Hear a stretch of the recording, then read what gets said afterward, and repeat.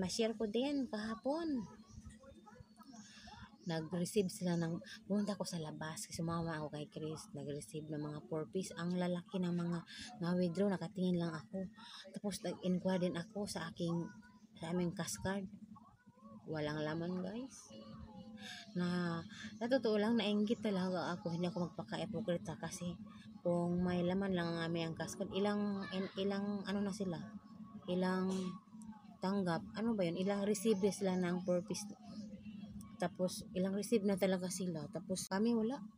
So ayun, kung nainggit talaga ako kasi wala pang notebook si Dodong. Kung mayroon sana, kung maka-receive sana kami kahapon, siguro hindi ako problema ngayon sa notebook ni Dodong at mga baon next week, kasi next week na yung klase.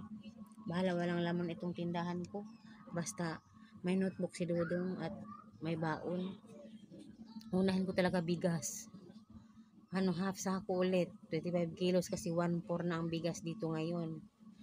Unahin ko talaga sana yung bigas, tapos yung mga kailangan na ni Dodong, vitamins ni Dodong, kasi palaging umuulan. So nainggit talaga ako sa mga natanggap nila kahapon, ang lalaki, 3,000, 3 plus, ang laki. Kaya kami wala pa din hanggang ngayon. Hindi na siguro kami masama ulit.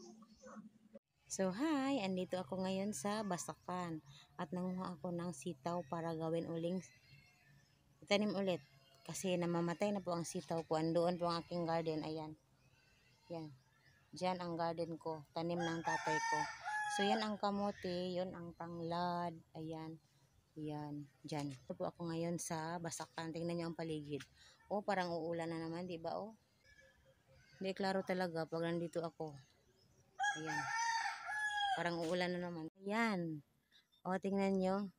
Everyday 11 o'clock talaga or to 12 o'clock ng tanghali. Ganyan na talaga yan dyan. Hanggang uulan na yan. Kahapon nga 11 o'clock ulan na. Ngayon 12 o'clock hindi pa.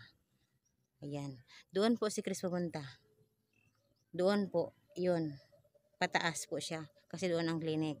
Kasi kung sa town pa siya pupunta, yung motor niya hindi pwede sa town kasi expired yung motor. So, kailangan niya magpa-inject kasi uunahin natin talaga ang health. So, ayan ang kanal. Dito ako ngayon sa kanal. Yan ang saging. Yun ang saging. O, yan. So, ayan. Ang saging nito na pinusuan namin, wala na. Pinatay nila. So, ayun ang kanal. So, uwi na tayo, guys. Ito tayo dadaan sa sagbutan. So, hanggang ngayon, hindi ko nagawa itong, pero dyan lang muna yan siya, papatuyuin. So, ayan, laging umuulan, hindi yan matuyo. So, yun si Uncle Rick. Ha? Hindi man. O, pagkain. Kape, good? Kape ang gusto? Okay. Kape is life, good taon.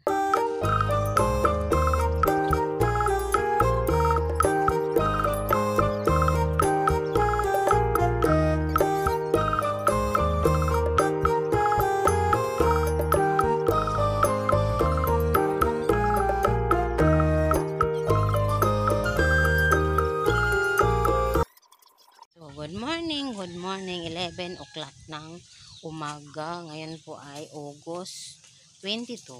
Chris po ay pumunta na ng Kinipot sa kabisa. So, sa pangatlong barangay pa taas. Kasi yung city pababa. So, pataas siya. Kasi may clinic po doon at doon siya magpa-inject ng anti-rabies. Kasi mas okay na yung sigurado. Tapos, nakautang siya kahapon, sana sa tindahan yun ilagay para may kunting laman, pero unahin na po ang kanyang health. Kaya ayun, yung tindahan namin wala talagang laman, wala na kong paninda, ubos na siya.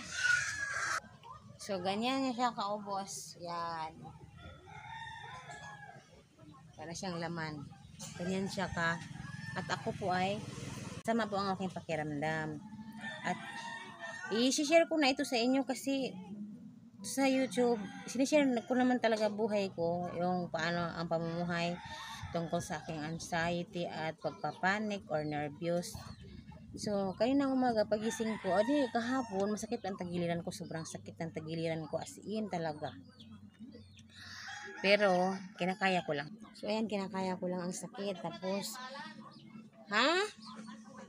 So kinakaya ko lang. Tapos, ayun na, everyday, magtawag ako kay Papang every night. Tapos andun siya sa aking auntie, nag-video sila. So ayun, bale, nawala yung tiyahin ko ay noong August 19. So, ano na, bale, tatlong gabi na akong ang tulog ko ay alas 2 kasi bumalik yung aking pagpalpitate, yung mga hindi maganda, yung pakiramdam, bumalik siya at nagpalpitate na naman ako at ayun, parang nagpapanik na naman ako, nag-anxiety na naman ako pag tuwing gabi as in talaga. So kanina, pagising ko, hindi maganda ang pakiramdam ko. Pag BP ko, ang taas ng BP ko, 160 over 99. Ay, hindi pala, first BP 159 over 99. Tapos siyempre ninervyos ako sa BP ko kasi every time mag-BP ako matagal-tagal na ako nag-stop mag-inom ng amlodipine kasi yung BP ko normal. Tapos last week normal talaga ang BP ko, kahit anong BP ko normal. Nag-post pa nga ako sa Facebook sa My Day.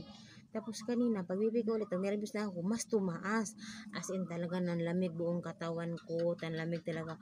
Gusto ni Chris, ako, magsama sa kanya, punta sa pagpapa-inject. Gusto niya kasama ako, kaso lang, na ito nangyari, umalis na lang siya mag-isa ngayon.